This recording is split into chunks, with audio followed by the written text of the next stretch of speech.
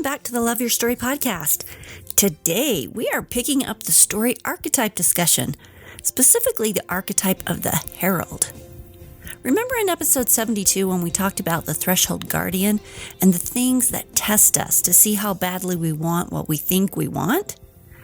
Well, today we're going to dig into the herald archetype. Stay tuned for a look at who your heralds are and the invitation they are bringing and why you should probably say yes.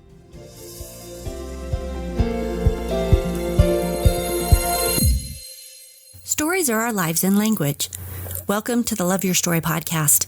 I'm Lori Lee, and I'm excited for our future together of telling stories, evaluating our own stories, and lifting ourselves and others to greater places because of our control over our stories.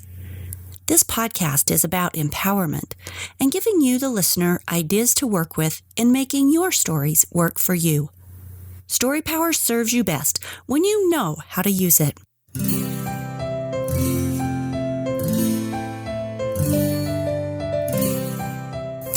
Joseph Campbell, in his book, The Hero of 1,000 Faces, posited that the most popular stories over millennia and across cultures share a specific formula, the hero's journey.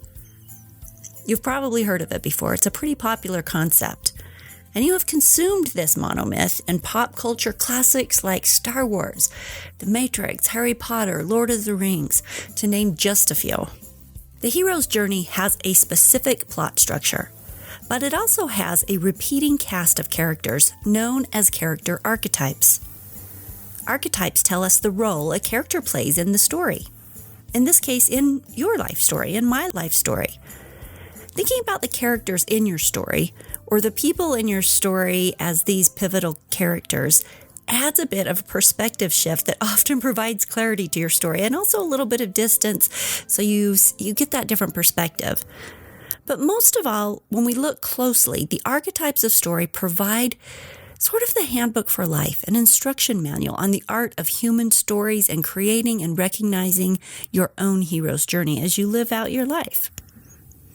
If nothing else, heck, it's just really interesting to consider the things that challenge you as threshold guardians, to look at the people in your life who invite you into adventure and new ways, as the heralds do. And the villains, we get to face those all the time. We face them as shadows of our own possible dark side, as well as others that come into our personal story. Well, those are just a couple of the character archetypes. The central archetypal cast of the heroes, a list of all of them, there's 8. They are the hero, the mentor, the ally, the herald, the trickster, the threshold guardian, the shapeshifter, and the villain or shadow. So those are the ones. We've already had one episode where we talked about the threshold guardian. Go back and listen to that if you haven't heard that one yet. And then today we're talking about the herald.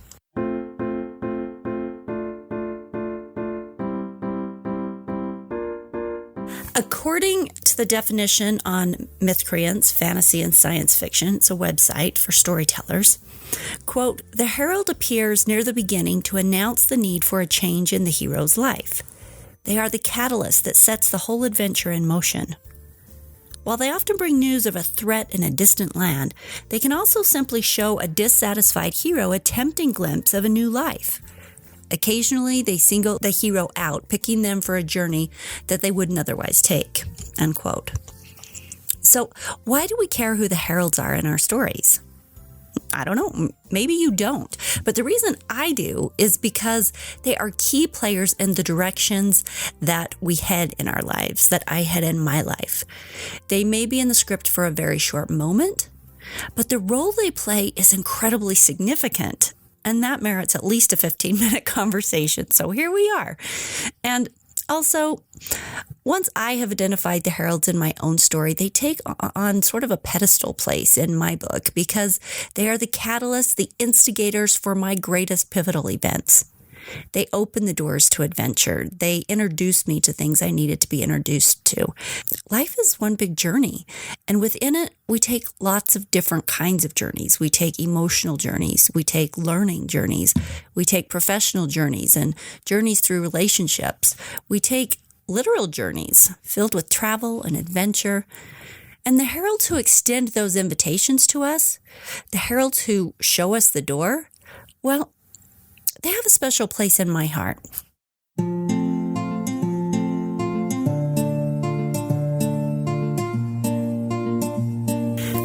The great stories begin with the call to adventure.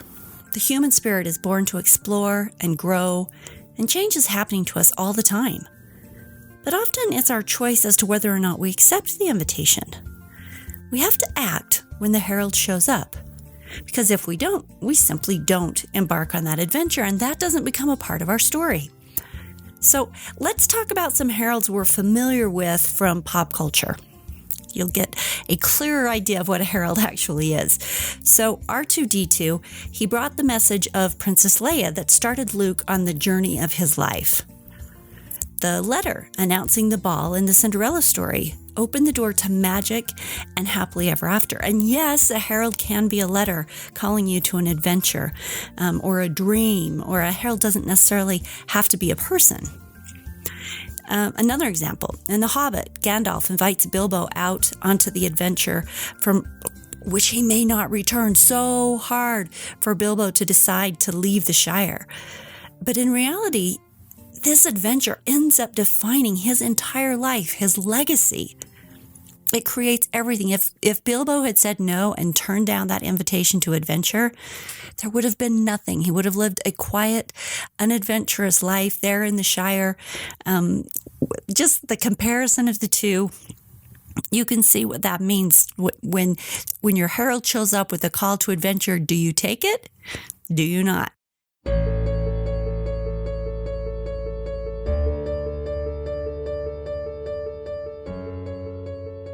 In my own life story, I have a friend, Sally, and she was the one who suggested that I attend and invited me to embark on the emotional intelligence training that was very key to my healing, very key to the creation of this podcast even.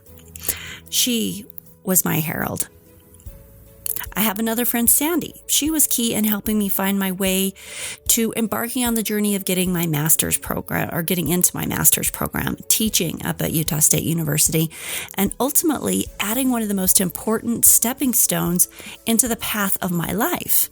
In that case, she was my herald for that adventure. I had a terrifying dream once, and I woke up. It was horrible. It's the worst dream I've ever had, but I woke up in a cold sweat and I sat straight up in bed. My back was pressed against the headboard. I couldn't move. I was so terrified. I was looking out toward the door of my bedroom for hours, just for hours. I flipped all the lights on. I held my phone in my hand with 911 dialed into my phone and my finger next to the send button, just because the fear inside of me was so intense. And this dream helped me to realize how traumatized I was being with my second husband, and it began my journey to leave that abusive situation. That dream was a herald. Now, I'd like to point out the obvious. If Cinderella had not decided to accept the invitation and fight to go to the ball, if Bilbo had said no to Gandalf, if Luke had ignored the plea of Princess Leia, the stories that we know would never have taken place. But more importantly to the characters, if they had been real, the experience those characters had would never have happened. Their lives, as we know them in these stories, these wonderful stories that we're so familiar with, would never have taken place. You see what I'm getting at here? When you don't say yes to the heralds that show up, you don't have much of a story to tell you. When you turn down the adventure, you don't ever get out on that adventure. So we talk all the time about creating your life story on purpose. We talk about choices and in believing in self and possibility. We talk about action, about combating fear.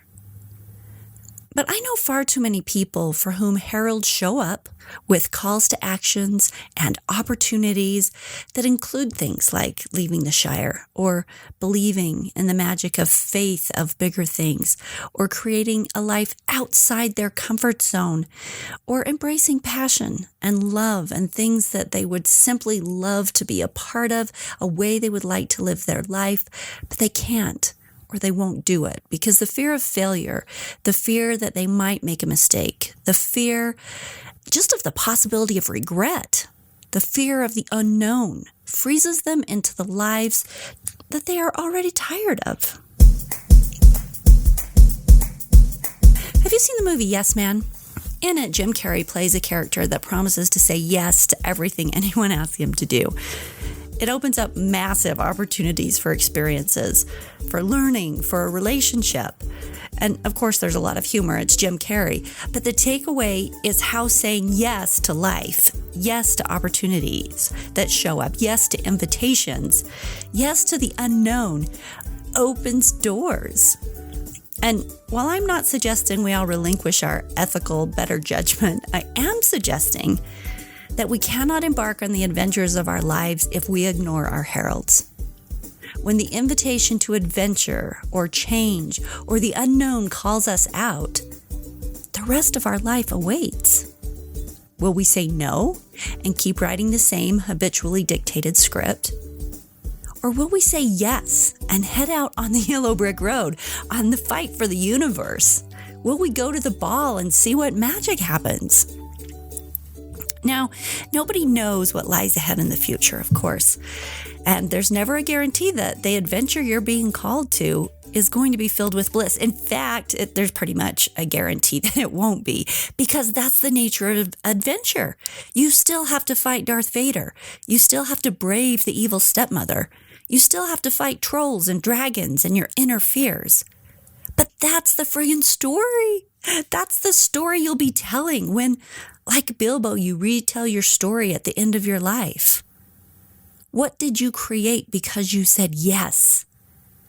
And what did you miss if you said no?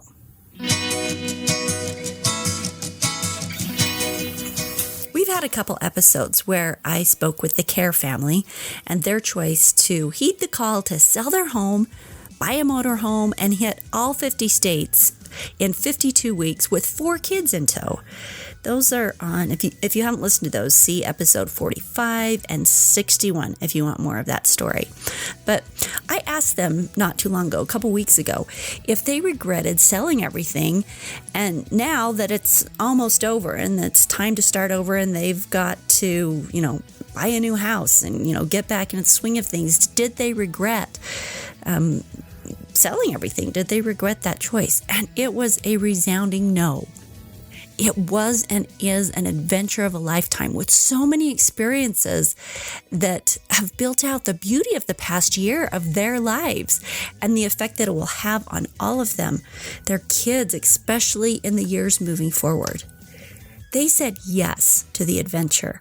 They took the road less traveled, and that has made all the difference. What if I hadn't accepted Sally's invitation to go to the emotional intelligence training that helped me heal my story? I wouldn't be here doing this podcast. I doubt I would have found the healing I needed in the way I needed it. I certainly wouldn't have experienced it the way that I did.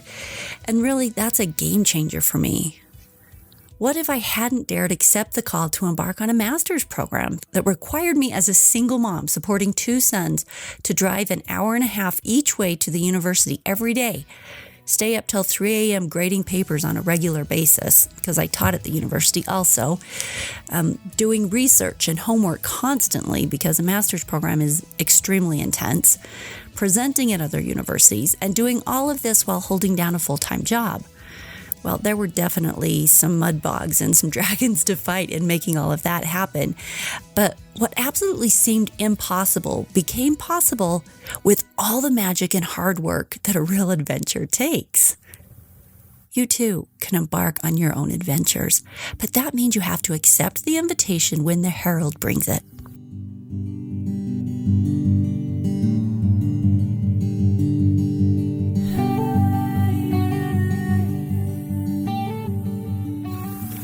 Is there something inside you that's pushing for change?